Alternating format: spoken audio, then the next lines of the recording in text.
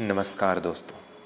आज मैं आपको रायपुर छत्तीसगढ़ की उन गलियों में ले चलने जा रहा हूँ जहाँ हर शाम के बाद डर गहराया है। ये कहानी है सुभाष चौक के पास बनी एक पुरानी बड़ी हवेली की, जिसके बारे में रायपुर के हर बुजुर्ग के पास एक अलग किस्सा है। कहा जाता है दशहरे की रात के बाद हवेली की दीवारों में अजीब सी आवाज़ें गूंजने शुरू हो जाती है। जी हाँ, कोई रोता है, कोई हंसता है, कोई आहट देता है। लोग कहते हैं मधुवन होटल के सामने सिविल लाइंस रोड के उस बूढ़े पेड़ की छाया तले जब रात 12 बजे गुजरो, हवेली के बंद झरोखों में सफ़ेद साया झांकता दिख जाता है।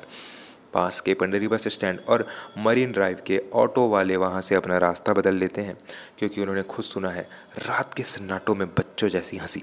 पुरानी पीढ़ी का मानना है दशहरा के बाद हवेली का दरवाज़ा अपने आप खुल जाता है। अगर कोई गलती से अंदर चला जाए तो सुबह तक लौटता नहीं। सुभाष चौक की चाय दुकान के मालिक शंकर यादव कहते हैं, हमने कई बार रात में वहाँ से गुजरते वक्त परछाई देखी हैं, कभी एक महिला की, कभी बच्चे की, कभी सफ़ेद कपड़ों में खड़े किसी अजनबी की। यही वजह है कि स्थानीय लोग आज भी रात के वक्त हवेली के पास जाने से कतराते हैं।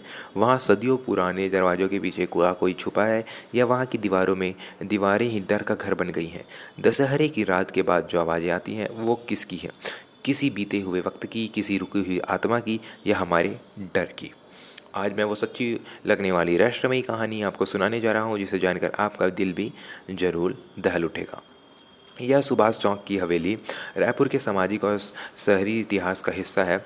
इसे 1920 में ब्रिटिश राज के दौरान जाने माने वकील लक्ष्मी नारायण त्रिवेदी ने बनवाया था। हवेली अपने समय में शानदार, रौनकदार और बड़ी पार्टियों, विवाहों के लिए प्रसिद्ध थी। बाहर संगमरमर का गेट, भीतर लकड़ी की सीढ़ियाँ और ऊपर शानदार झूमर उस दौर के रायपुरीय समाज का गौरव थी। समय के साथ हवेली के चारों ओर शहर बढ़ता गया।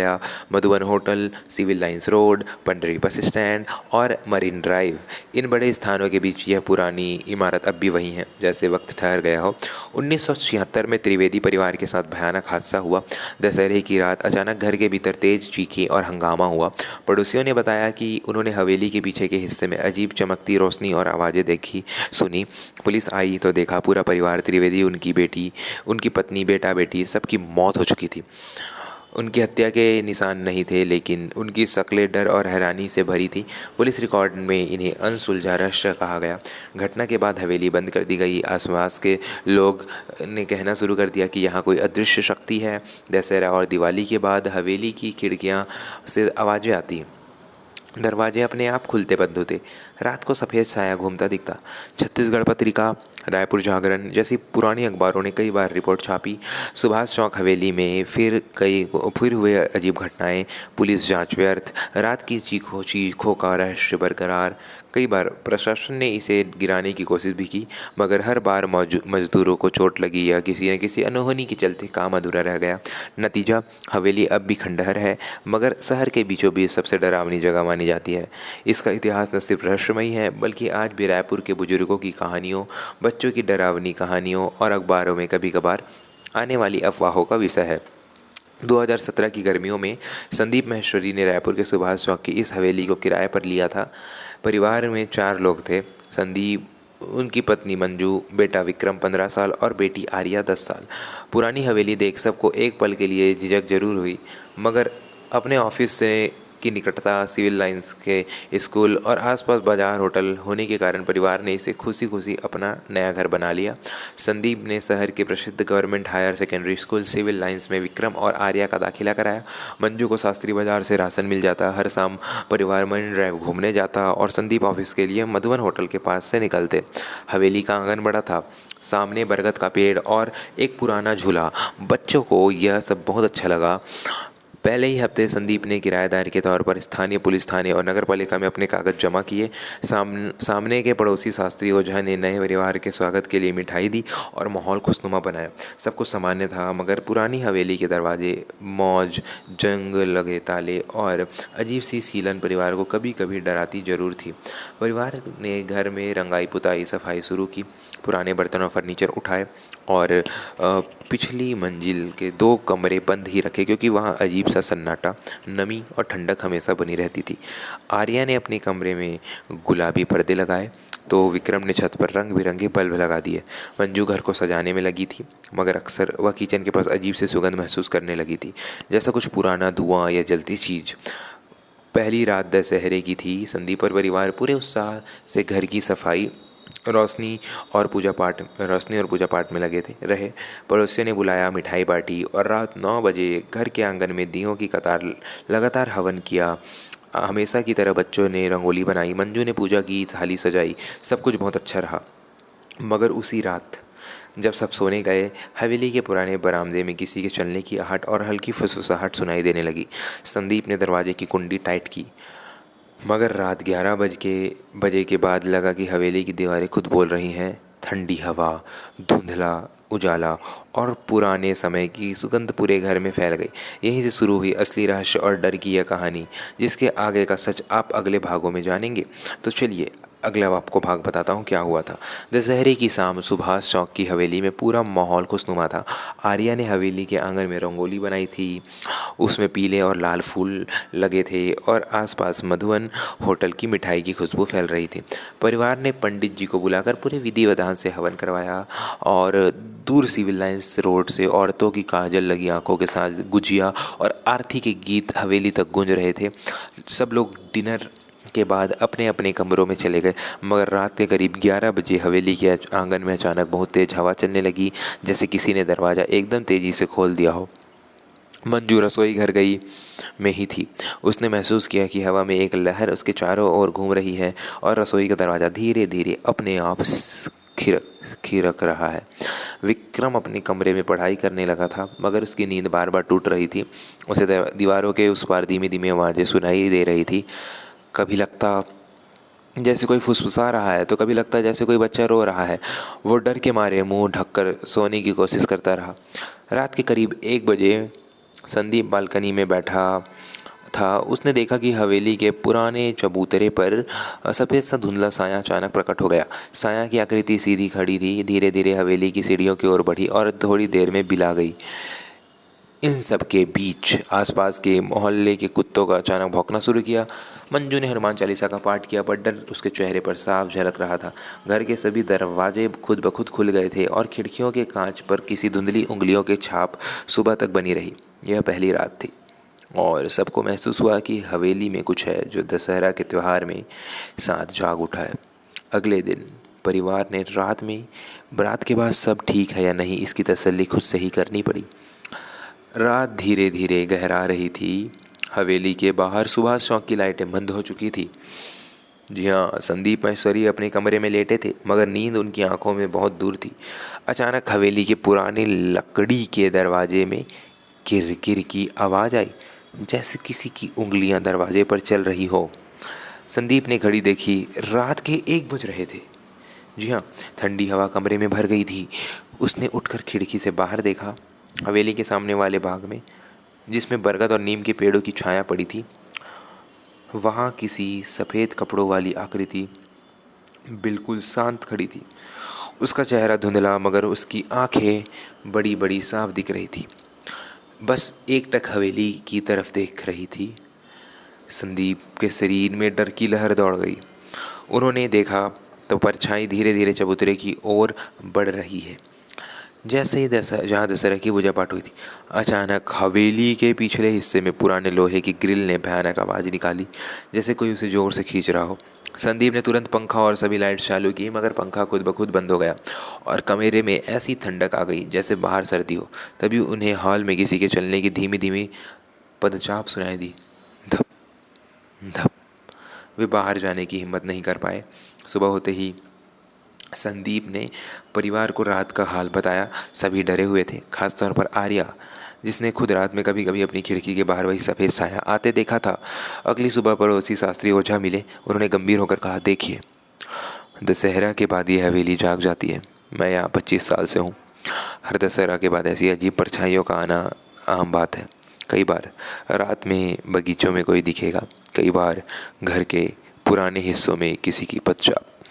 यहाँ रहने वाले किराएदार 6 महीने से ज़्यादा कभी टिक नहीं पाए। उस रात के बाद परिवार ने हवेली में पूजा पाठ और गंगा जल छिड़कना शुरू कर दिया, लेकिन परछाई और आवाज़ें बार बार महसूस होती रही। रश्क और डर ने जैसे पूरे माहौल को जकड़ लिया था। विक्रम और आर्या दोनों रोज़ government higher secondary school civil lines में जाते थे। पहले सब कुछ सामान्य था, लेकिन हवेली में शिफ्ट होने के 2 हफ्ते बाद स्कूल का माहौल बदलने लगा। विक्रम को अक्सर लगता जैसे लाइब्रेरी में कोई उसे देख रहा है। एक दिन लाइब्रेरी के कोने में पढ़ते हुए उसे एक बुजुर्ग महिला का धुंधला चेहरा ड्रेस अलमारी के शीशे में नजर आया, मगर पीछे पलटकर देखने पर वहाँ कोई नहीं था। दोस्तों संग लंच ब्रेक में विक्रम ने यह बात बताई, लेकिन कोई उसकी बात गंभीरता से नहीं ले रहा था। अगले दिन आर्या ने भी स्कूल के बाथरूम में किसी स्पर्श का एहसास किया, जैसे कोई सर्द हाथ उसके कंधे पर रखते हुए फुसफुसा रहा हो, लौट आओ हवेली में। आर्या बुरी तरह डर गई और टीचर से कहने लगी कि वह क्लास में भी परछाई देख रही है। धीरे धीरे यह चर्चा पूरे स्कूल में फैल गई। विक्रम, आर्या और उनकी हवेली में सच में कुछ गड़बड़ है। बच्चों ने स्कूल के मैदान में अजीब सी ठंडी हवा महसूस की, खासकर त्योहारों के बाद। कई बार दोपहर में दीवार पर बच्चों की हंसी भी गूंज सुनाई देती, तो कभी स्कूल के पीछे के पेड़ों में सफ़ेद कपड़ों वाली महिला की झलक दिख जाती। एक बार कला की क्लास में विक्रम ने डरावना चेहरा बना डाला। टीचर ने मजाक समझा अगर विक्रम को वह चेहरे वाले पुराने हवेली की छत पर दिख रहा था। एक लड़की ने बताया, रात में जब उसके पापा स्कूल के पास से गए, उनकी बाइक अचानक बंद हो गई और पीछे से किसी बच्चे की हंसी सुनाई दी। कई टीचर्स ने अभिभावकों ने कहा कि त्योहारों के आसपास रात के बच्चों को अकेले बाहर न भेजें। स्कूल के प्रिंसिपल श्रीमती वर्मा ने भी नोटिस जारी किया, अगले हफ्ते त्योहारों के कारण छुट्टी रहेगी, बच्चे घर पर रहें। स्कूल में डर, साया और हवेली का रहस्य बच्चों के मन में घर कर गया था। कई अभिभावक बच्चों को मनोचिकित्सक डॉक्टर एहसान सिंह के पास लाने लगे, मगर कोई साफ वजह नहीं मिलती थी। हर कोई सोचने लगा कि वाकई हवेली की परछाई स्कूल तक आती है। रात के समय हवेली में डरावनी घटनाएं बढ़ने लगी थी। एक दिन संदीप को हवेली के पुराने स्टोर रूम में धूल पड़ी लकड़ी की अलमारी में बंडलों में बीच एक बेहद पुरानी अखबार की कतरन मिली। उससे उन पीले पड़े पन्नों में हिंदी की मोटी हेडलाइन छपी थी, त्रिवेदी परिवार की रहस्यमयी मौत, हवेली बन गई इलाका का डर। छत्तीसगढ़ पत्रिका, 27 नवंबर 1976। अखबार की शुरुआत के साथ ही घटना का रोमांचक विवरण लिखा था। लक्ष्मी नारायण त्रिवेदी, उनकी पत्नी सुमन, बेटा आशीष और बेटी वंदना, चारों की लाशें हवेली के अलग अलग कमरों में मिली थी। शरीर पर कोई घाव या चोट नहीं थी, न ही जहर का निशान। पड़ोसियों ने बताया, दशहरा के बाद पूरी रात घर में चीखने और रोने की आवाज़ें आ रही थी। सुबह सारे दरवाजे अपने आप खुले थे। अखबारों में आगे लिखा था, पुलिस ने घटनास्थल की बार बार जांच की, मगर कोई मजबूत सुराग नहीं मिला। पुलिस रिकॉर्ड में केस नंबर 143/76 दर्ज था, मगर केस फाइल कुछ ही महीने बाद उत्तरित नतीजा नहीं पर बंद कर दी गई। हवेली के पीछे के आंगन में कई बार पूजा पाठ और मंत्र तंत्र कराया गया, मगर परछाइयों का असर जाता नहीं था। अखबार कतरन के नीचे एक तस्वीर छपी थी, लड़कियों की हंसी और हवा में उड़ती रंगोली की धुंधली परछाई, साथ में स्थानीय लोगों की गवाही, हर त्योहार के बाद वहाँ कुछ न कुछ अजीब होता है। बच्चे रोते, खिलौने अपने आप घूमते और दीवारों पर अजीब संकेत नजर आते हैं। बहुत सी पुरानी खबरों में हवेली का नाम भूतिया हवेली लिखा गया था। हर साल दशहरा दिवाली पर स्थानीय टीवी रेडियो में हवेली के किस्से फिर ताज़ा हो जाते थे। संदीप ने जब यह कतरन देखी तो उसे समझ आया कि उसका डर और रहस्य सिर्फ उसका निजी अनुभव नहीं, ये उस जगह का दशकों पुराना इतिहास है जो हर पीढ़ी में वापस सर उठाता है। हवेली में रहने वालों के लिए एक अखबार जो सिर्फ अतीत नहीं, चेतावनी दी कि यहाँ चला आ रहा डर अभी तक ख़त्म नहीं हुआ है। दशहरा, दिवाली और होली के बाद हवेली में हर बार जैसे डर का माहौल और गहरा हो जाता था। त्योहारों के वक्त हवेली में परिवार ने खुशियाँ मनाई, रंगोली बनी, मिठाई बटी, पटाखे चले, मगर जैसे ही रात होती अजीब अजीब चीज़ें होने लगती। सबसे पहले मंजू ने महसूस किया कि ऊपर के कमरे में बत्ती खुद ब खुद बुझ जाती थी और फिर अचानक भयानक ठंडक का महसूस होने लगती। 2 बार जब वह बच्चों के कपड़े लेने गई, अलमारी का दरवाज़ा अपने आप खुल जाता और अंदर से हल्की सी फुसफुसाहट की आवाज़ सुनाई देती। मंजू डर के मारे भाग गई, मगर उसने किसी को बताया नहीं। डर था कि कहीं उसे पागल न समझे। वहीं आर्या के खिलौने भी हर त्योहार के बाद खुद ब खुद जगह बदलने लगे थे। अब वो गुड़िया रात को बिस्तर पर रखती, सुबह वो खिड़की के सील पर बैठी मिलती। एक बार उसने रंगीन पेंसिल पूरी हवेली में अलग अलग जगह मिल गई, कोई रसोई में, कोई सीढ़ियों पर, कोई पूजा घर के पास। आर्या ने पूछा, मम्मी मेरी गुड़िया कहाँ कैसे आई? मंजू चुप रही, मगर उसकी चिंता बढ़ती गई। विक्रम को हर त्यौहार की रात, खासकर दिवाली और होली पर, अपने फ़ोन में अजीब सी बुदबुदाहट रिकॉर्ड होती मिली। वह रात को व्हाट्सएप पर दोस्तों से बात करते करते किसी की अस्पष्ट बोल सुनता, जैसे कोई पुरानी हिंदी में कुछ कह रहा हो, बाहर मत जाओ, ये मेरा घर है। विक्रम ने आवाज़ को रिकॉर्ड किया, मगर सुबह उस रिकॉर्डिंग में सिर्फ शोर था, कोई स्पष्ट शब्द नहीं। त्योहारों के बाद हवेली के पीछे के आंगन में बार बार तेज़ ठंडी हवा चलती और पता नहीं कहाँ से इत्र की अजीब गंध आती थी। कभी कभी दरवाजे खुद ब खुद खुलते और बंद होते, जैसे किसी ने ज़ोर से धक्का दिया हो। इन घटनाओं के लिए परिवार ने बहुत उपाय किए, पूजा करवाई, पंडित बुलाए, मगर त्योहारों की रातों में हवेली की खामोशी और डर लगातार बढ़ता चला गया। तब परिवार को एहसास हुआ कि ये घर सिर्फ ईंट और पत्थर का नहीं, यहाँ किसी अदृश्य ताकत का साया है जो हर त्योहार पर जाग जाता है। 2018 की दिवाली पर हवेली के माहौल ने हद पार कर दी। रात 1 बजे संदीप और उनका परिवार अचानक चीख पुकार से जाग गया। ऐसा लगा जैसे हवेली के पिछले आंगन से एक साथ कई लोगों की चीखें आ रही हो। उनकी आवाज़ों में दर्द और आतंक था। मंजू घबराकर परिवार के सभी सदस्यों को एक कमरे में इकट्ठा कर चुकी थी। हिम्मत जुटाकर संदीप ने अपने मोबाइल से वीडियो रिकॉर्डिंग शुरू की, मगर कैमरे में अजीब सी सफ़ेद झिलमिलाहट के सिवा कुछ साफ नज़र नहीं आया। डर और चिंता के बीच सुबह होते ही संदीप ने सिविल लाइंस थाने में रिपोर्ट दर्ज करवाई। पुलिस टीम ने पहले तो इसे बच्चों का डर या माहौल का वहम समझा, मगर जब उन्होंने परिवार का फुटेज देखा तो जिसमें हर कमरे में अचानक हल्की सफ़ेद लकीरें और एक जगह पर किसी औरत की परछाई झलकती दिख रही थी, तो उन्होंने हवेली में जांच करने का फैसला लिया। 3 दिन तक पुलिस की टीम, जिसमें सब इंस्पेक्टर विकास पांडे, जूनियर कांस्टेबल रश्मि यादव और 2 टेक्निकल एक्सपर्ट शामिल थे, रात दिन हवेली की तलाशी लेते रहे। उन्होंने हर कमरे में कैमरे और सेंसर लगाए। दूसरी दिवाली की रात CCTV में एक सफ़ेद परछाई सीढ़ियों से नीचे उतरती और रक्षाबंधन की रस्सी को अपने हाथ में पकड़ती दिखी।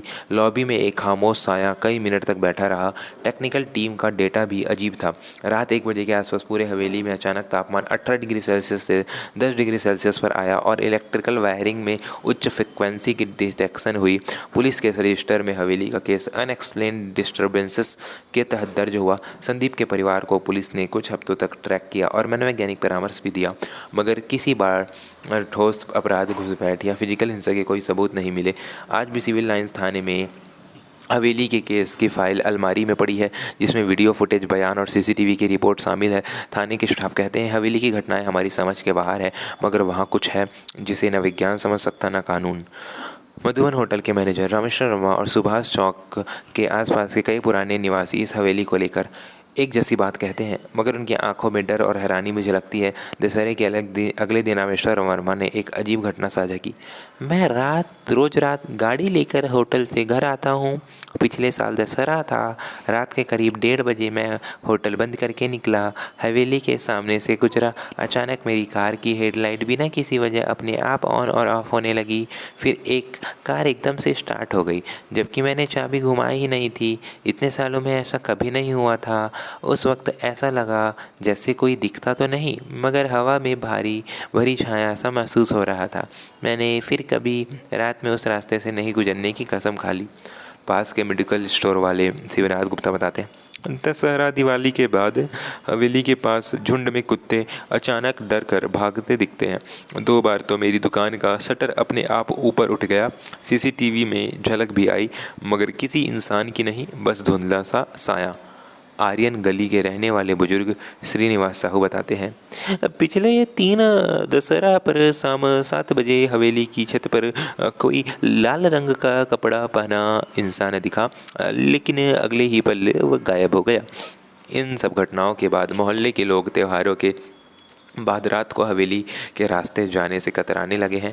कई बार नई कॉलोनी के बच्चे हिम्मत करके रात में हवेली के पास जाते हैं, लेकिन अगले दिन उनमें से कोई बीमार हो जाता है या अजीब सी बेचैनी महसूस करता है। बातचीत में जैसा कि रामेश्वर वर्मा कहते हैं, यह हवेली सिर्फ दीवारें नहीं, इनका डर हमारे दिल में बस चुका है। जो यहाँ रात में अकेला गया, उसने कुछ न कुछ अजीब जरूर महसूस किया। समय के साथ यह डर पड़ोसी घरों और दुकानों में भी फैल गया। अब देर रात मधुबन होटल, मेडिकल स्टोर और सुभाष चौक के निवासी एक दूसरे को यही नसीहत देते हैं, हवेली के नज़दीक रात में मत जाना। 2019 में जैसे जैसे लोकल अफवाहें और डरावने हादसे बढ़े, तो संदीप के परिवार ने फैसला किया कि कोई शक्तिशाली पूजा पाठ करवानी चाहिए। परिवार ने पास के राम मंदिर सिविल लाइंस के वरिष्ठ पंडित कमलेश शास्त्री और आदिवासी इलाकों में जाने माने तांत्रिक मधु नेताम कोंडागांव से बुलाए गए को हवेली में आमंत्रित किया। पूरी तैयारी के साथ भगवती मंत्रों और आदिवासी टोना टोटका दोनों का संयोजन किया गया। हवेली के पिछले आंगन और मुख्य दरवाजे पर तांत्रिक ने नींबू, काले तिल, लोहे के किल, पीली सरसों और लाल कपड़े से रेखाएं बनाई। सिविल लाइंस के मंदिर ने पंडितों ने 7 घंटे तक महाकाली मंत्र और हनुमान चालीसा का जाप किया। पिछली आधी रात में सुबह तक गूढ़ अघोरी साधनाएं की गई। मधु नेताम ने बांसुरी बजाकर अज्ञात आत्माओं का आह्वान किया और पंडितों ने हवेली के हर कमरे में गंगा जल छिड़का। पूजा के दौरान कई बार बत्तियां अपने आप धीमी हो जाती, बार बार तेज हवा का झोंका आता और मोंगरी रात रानी के फूल खुद ब खुद जड़ों से अलग होकर फर्श पर गिर जाते। पूजा की रात संदीप की पत्नी मंजू ने देखा कि पिछवाड़े की पुरानी झूला अचानक जोर से हिलने लगा, मगर बाहर कोई नहीं था। तांत्रिक ने हवेली के सबसे पुराने हिस्से, जिसे रोगराजी माता का कमरा कहते हैं, में अजीब सी खुरचन की आवाज़ें सुनी। हर मंत्रोच्चार के बाद घर में कुछ सेकंड के लिए गहरा सन्नाटा छा जाता, जैसे कोई रुक रुक कर सांसें ले रहा हो। पूजा के समापन पर पंडित ने कहा, बहुत पुराना गहरा डर है यहाँ, कुछ आत्माएं अब भी बंधी हैं। नकारात्मकता कम हुई है मगर पूरी तरह ख़त्म नहीं। मधु नेता ने संदीप को झाड़ फूक की पोटली दी, साथ ही चेताया कि दशहरा या किसी त्यौहार के बाद फिर से ऐसी पूजा करवाएं। पूजा पाठ के बाद 3 दिनों तक हवेली में शांति रही, मगर चौथे दिन पिछली रात की वही ठंडी हवा और धीमे फुसफुसाहट फिर लौट आई। स्थानीय लोग और संदीप का परिवार मानते हैं कि हवेली की शक्तियाँ इतनी पुरानी हैं कि पूजा केवल कुछ समय के लिए असर करती है। रहस्य और डर का साया अब भी मंडराता है। त्योहारों के बाद हवेली में एक के बाद एक अजीब बातें होने लगी, और ये केवल सुनने में ही नहीं बल्कि अनुभव में भी आती रही। रात के समय जैसे ही हवेली में सन्नाटा छाता, वहीं अचानक मंजू को एहसास होने लगता कि कोई लगातार उसे देख रहा है। एक रात जब वो बाथरूम गई तो शीशे में अपने पीछे एक धुंधला सा सफ़ेद साया दिखा। वह पलट कर देखती तो वहाँ कोई नहीं, मगर कानों में किसी के फुसफुसाने की हल्की सी आवाज़ गूंजती, जैसे कोई उसकी हर हरकत पर नज़र रख रहा हो। आर्या, जो आमतौर पर चुप और संकोची थी, त्योहार के बाद अचानक रातों में डरने लगी। उसके खिलौने, खासकर उसका लाल टेडी, बार बार खुद बदलती जगह पर मिलने लगा। कभी खिड़की के पास, कभी सीढ़ियों पर, तो कभी रात में दरवाज़ों के बाहर। एक बार तो आर्या ने मंजू को बताया, मम्मी टेडी खुद मेरे पास चल कर आया, मैंने बुलाया नहीं था। विक्रम ने अजीब अनुभव महसूस किए। उसके मोबाइल में 3 बार रात 2 बजे अपने आप रिकॉर्डिंग शुरू हुई। सुबह देखी तो उसमें फुसफुसाती आवाज़ें थी, यह हवेली मेरी है, यहाँ कोई चैन से नहीं रह सकता। और कभी कभी बच्चों की हंसी। एक रात हवेली के एक कमरे में दीवार पर बच्चों जैसी लिखावट में हंसी शब्द लिखा था मिला। खास बात यह था कि वहाँ न कोई पेंसिल थी, न कोई रंग, मानो दीवार खुद बोली हो। त्योहार बीतते गए मगर डरावनी घटनाएं बढ़ती रही।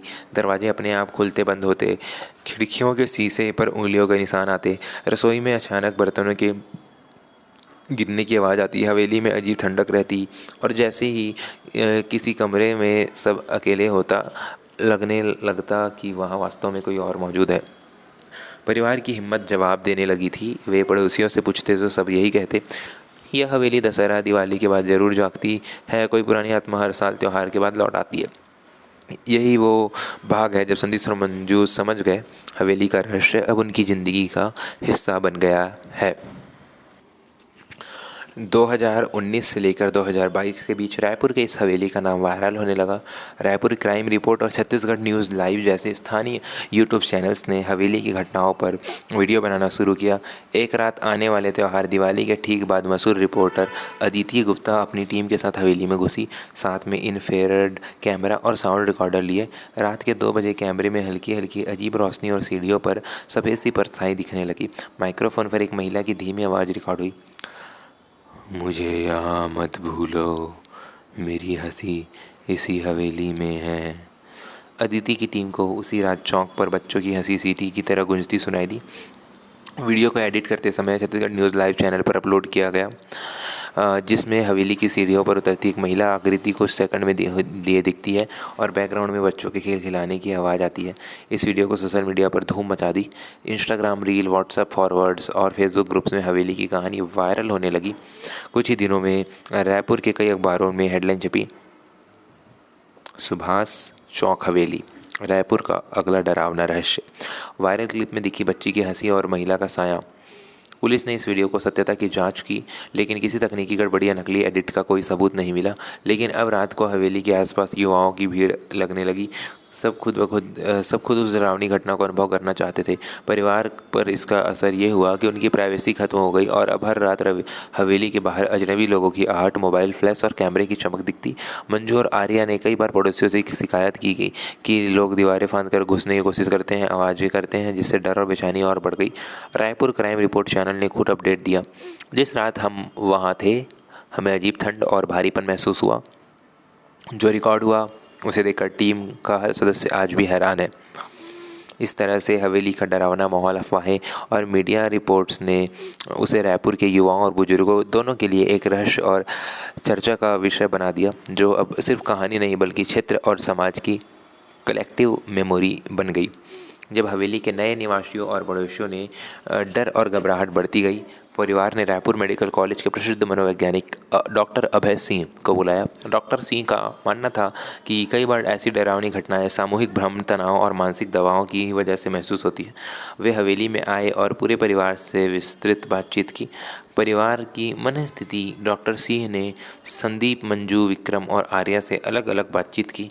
उन्होंने पाया कि त्योहारों के बाद अलग अलग तरह के डर, बेचैनी और सपनों की वजह से परिवार की नींद खराब रहती थी। परिचय और सुगंध। डॉक्टर सिंह ने बताया कि कई बार नया माहौल, बंद जगह, नमी और पुरानी दीवारों की वजह से अजीब सी गंध और ठंडक महसूस होती है, जिसे लोग अक्सर रहस्यमय भावना मान लेते हैं। Sound test.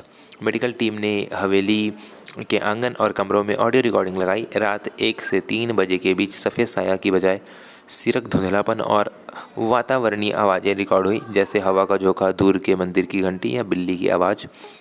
फिर भी सभी वैज्ञानिक और मनोवैज्ञानिक तर्कों के बावजूद कुछ चीज़ें ऐसी थी जिन्हें एक्सप्लेन नहीं किया जा सका। CCTV footage. कई बार हवेली के पिछवाड़े की सीढ़ियों पर महिला की आकृति रात 3 बजे रिकॉर्ड हुई। दीवार पर उभरते शब्द। त्योहारों के बाद दीवारों पर अजीब निशान और बच्चों की हंसी के नक्श नजर आना। खिलौनों का हिलना। आर्या के कमरे में बंद दरवाजे के बावजूद खिलौनों का जगह बदलना। Temperature drop. त्योहारों के बाद हवेली के एक हिस्से में तापमान बाकी हिस्सों के अचानक 5 डिग्री सेल्सियस कम हो जाता है। डॉक्टर सी ने कहा, परिवार को सामूहिक डर और पुराने किस्सों का असर जरूर है, लेकिन कुछ चीज़ें साइंटिफिकली अनसुलझी हैं, जैसे अचानक रूम का ठंडा होना, सीसीटीवी में परछाई दिखना और दीवार पर खुद ब खुद निशान उभरना।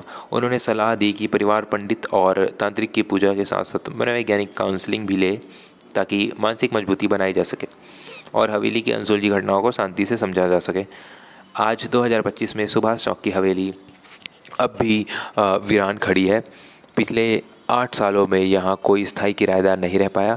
हर बार नए परिवार मुश्किल से कुछ महीने रहकर ही शहर छोड़ देते हैं। मौजूदा हालात यह है कि हवेली के बाहरी गेट पर रहना मना है, यहाँ रात में न आए जैसी चेतावनी भरी बोर्ड लगे हैं।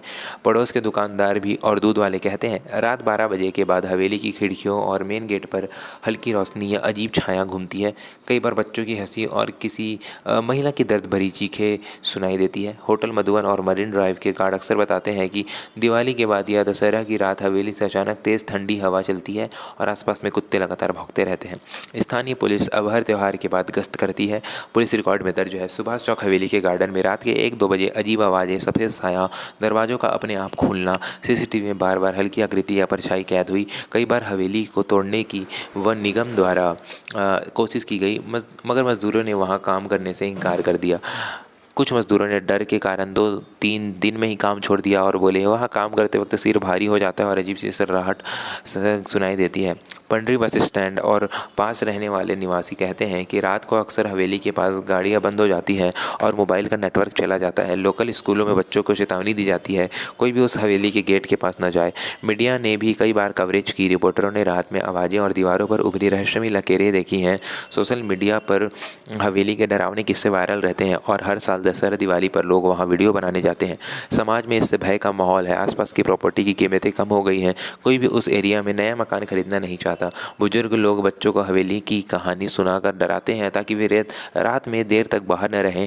इस सब के बावजूद उस हवेली का रहस्य जस का तस है।